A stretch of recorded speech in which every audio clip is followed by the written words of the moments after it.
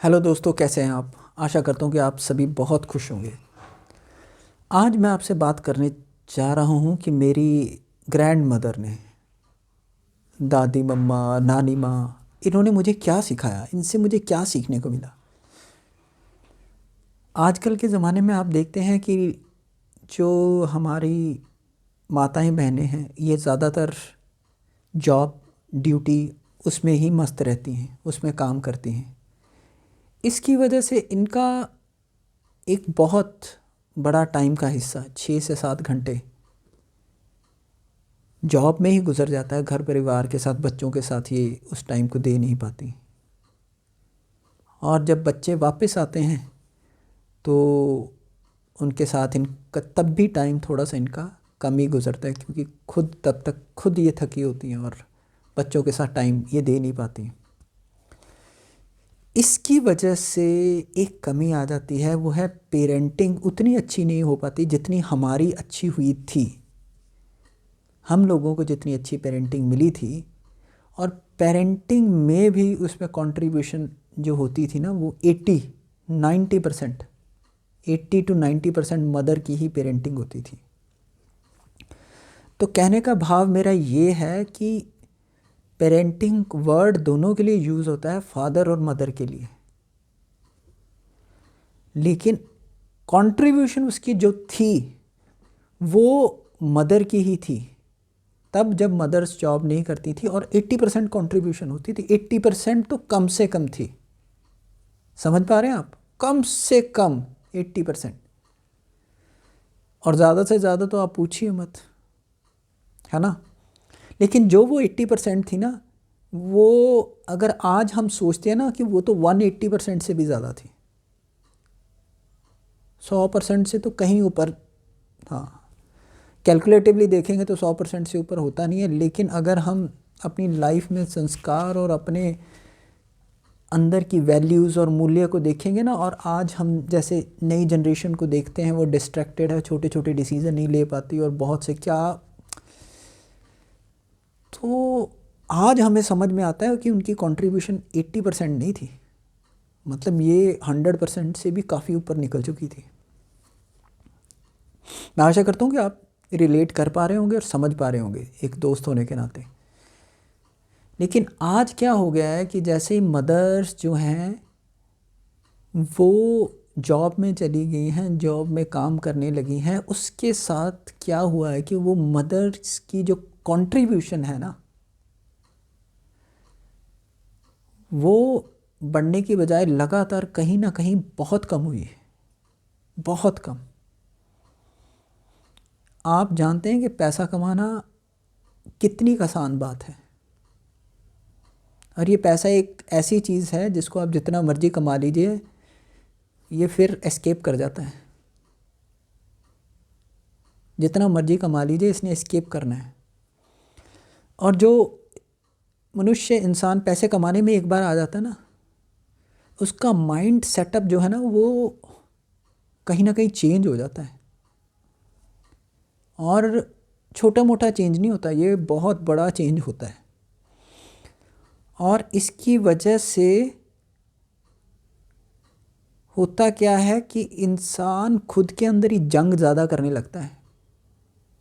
पैसे का ये इम्पैक्ट पड़ता है इंसान के दिमाग के ऊपर, और जिसके दिमाग में खुद जंग चल रही होगी,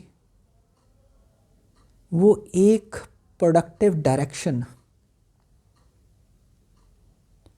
कैसे निर्धारित कर पाएगा। वो यही करता है कि अपने पैसे कमा लिए, बच्चों को ट्यूशन पे भेज दिया, उनके साथ बैठना उठना कम, और ऊपर से भगवान मोबाइल, मोबाइल भगवान आ गए, और भी कंट्रीब्यूशन डिटीरियोरेट होगी। बच्चे मोबाइल पे ही कहानियाँ सुनते हैं कार्टून्स के ज़रिए। आप देखिए, कार्टून्स वाली जो कहानियाँ हैं उसके ऊपर कितने व्यूज़ हैं। वो बड़े थोड़ी देख रहे हैं, कोई बच्चे ही देख रहे हैं। अब मोबाइल में वो किसकी संगति कर रहे हैं, भगवान जाने। तो वो जो बॉन्ड है ना, जो असली बॉन्ड इस संसार के साथ जुड़ता था, वो मदरहुड के ज़रिए, माँ के साथ ही, माँ के ज़रिए ही जुड़ता था। माँ हो गई, बड़ी माँ हो गई। हम तो इतनी किस्मत वाले रहे हैं कि बड़ी माँ से भी कहानियाँ सुनने को मिली, माँ से भी प्यार मिला और सही डायरेक्शन, सही रास्ता भी मिला। लेकिन आजकल के जो बच्चे हैं उनके लिए तो, और इसी वजह से माँ और बाप दोनों के टाइम ना देने की वजह से बच्चों के अंदर क्या आ गया है, संस्कारों की कमी बहुत बड़े लेवल पे आ रही है, बहुत बड़े लेवल। और मैं तो यहाँ तक देखता हूँ कि कई बार तो मुझे कहना नहीं चाहिए, मैंने पेरेंट्स के अंदर भी ऐसी भावनाएं देखी हैं कि ऐसे लगता है कि उनके अंदर भी संस्कारों की बहुत कमी होती जा रही है। तो वो अपने बच्चों को क्या देंगे? जन्म देने से ज़्यादा ज़रूरी होता है संस्कार देना, मेरा ऐसा मानना है, सही रास्ते। क्योंकि इंसान ने ना खुद को फेस करना होता है at the end of the life. मैंने अपनी ग्रैंड मदर से, अगर मैं लॉन्ग स्टोरी शॉर्ट कहूँ तो मैंने यही सीखा कि आपके काम जिसने आना है ना, जिसने आपके काम आना है, वो रिश्ते नातों की तो सेवा आपने करनी है, जो निर्धारित है वो जो करनी है वो तो करनी है। लेकिन आपके मन के अंदर ये पता होना चाहिए कि आपके असलियत में काम उस भगवान ने ही आना है। ये बहुत ज़रूरी है, ये बहुत ज़रूरी है, बहुत ज़रूरी है। इसलिए आप कोई भी काम कीजिए, स्कूल का, कॉलेज का, जॉब का, बिजनेस का, माता पिता का, पति पत्नी का, बच्चों का, कोई भी काम कीजिए, कोई भी काम कीजिए, लेकिन उसके सेंटर में, उसके कोर में अगर आप भगवान को भूल रहे हैं ना, तो आप बहुत बड़ी गलती कर रहे हैं,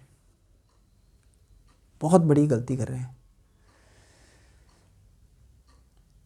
क्योंकि एंड में जो रिश्तेदारी में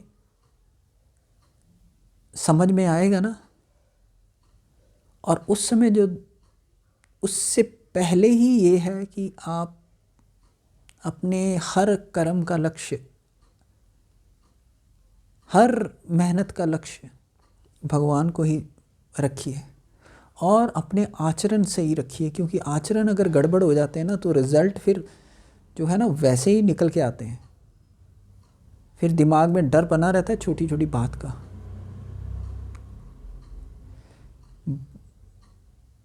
संसार में तो दंड मिले ना मिले, भागवतिक दंड तो पक्का, भगवान से तो पक्का, कर्म तो पक्का ही देगा। लेकिन मन के ऊपर जो दंड मिलता है ना, सोच में जो दंड मिलता है, डर लगता है, भय लगता है, ये बड़ी खतरनाक चीज़ है। ये इंसान को उभरने नहीं देता, ये छोटी छोटी बातों पे उसको। इसलिए अपने आचरण, अगर अपनी आदतें अगर कोई बुरी हैं, हमें मालूम है बुरी हैं, उसको हम किसी भी तरीके से सुधार लें तो हमारे लिए वो बहुत बेनिफिट का काम होने वाला है। तो इसीलिए मैंने अपने जितने ग्रैंड मदर, दोनों दादी नानी, इन दोनों से मैंने जो सीखा वो यही सीखा कि सिर्फ भगवान ही है, सिर्फ भगवान।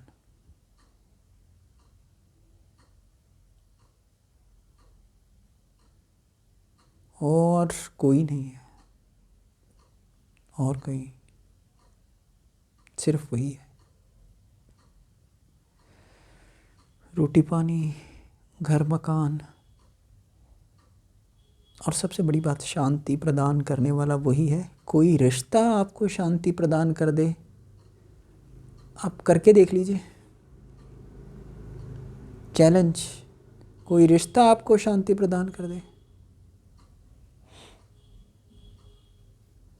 एक माँ बाप तक का रिश्ता होता है, या आपका कोई बड़ा भाई,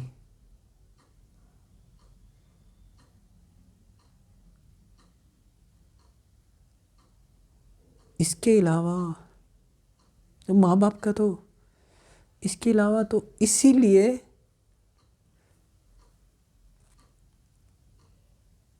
ये माँ बाप जिसने दिए ना वो भी भगवान ही है। तो वही आपकी शांति, आप के मन में शांति तभी आ सकती है जब आप भगवान के अनुसार चलेंगे तो, अदरवाइज़ आपका मन शांत नहीं हो सकता। और भगवान आपके अंदर वास करते हैं आपकी आत्मा के रूप में।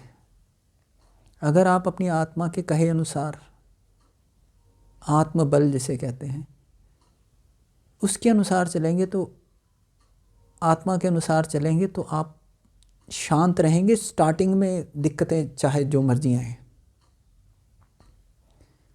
लेकिन अगर आप अपना मनोबल के हिसाब से चलेंगे, मन के हिसाब से चलेंगे, आत्मबल के नहीं, मन फिर आपको अशांति आप शांत नहीं हो पाएंगे, शांत नहीं रह पाएंगे, शांत अकेले कमरे में नहीं रह पाएंगे। आपको अंधेरे में, उजाले में शांति नहीं प्राप्त होगी। शांति का सीधा रास्ता भगवान, और भगवान आपके अंदर आत्मा रूप में विराजमान। आत्मा की आवाज़ सुनिए, उसी अनुसार काम करना शुरू कीजिए, और आत्मा आपके आचरणों को गाइड करेगी, हैबिट्स को गाइड करेगी। ध्यान रखिए, कभी कभी ये मन ही ना ये कहता है कि मैं आत्मा हूँ और गलत काम करवा लेता है। इसकी चालाकियों से बच के तो आप अपने कमेंट्स मुझे ज़रूर बताइए इस वीडियो के नीचे, आपने क्या सीखा अपने ग्रैंड मदर से। बहुत बहुत धन्यवाद।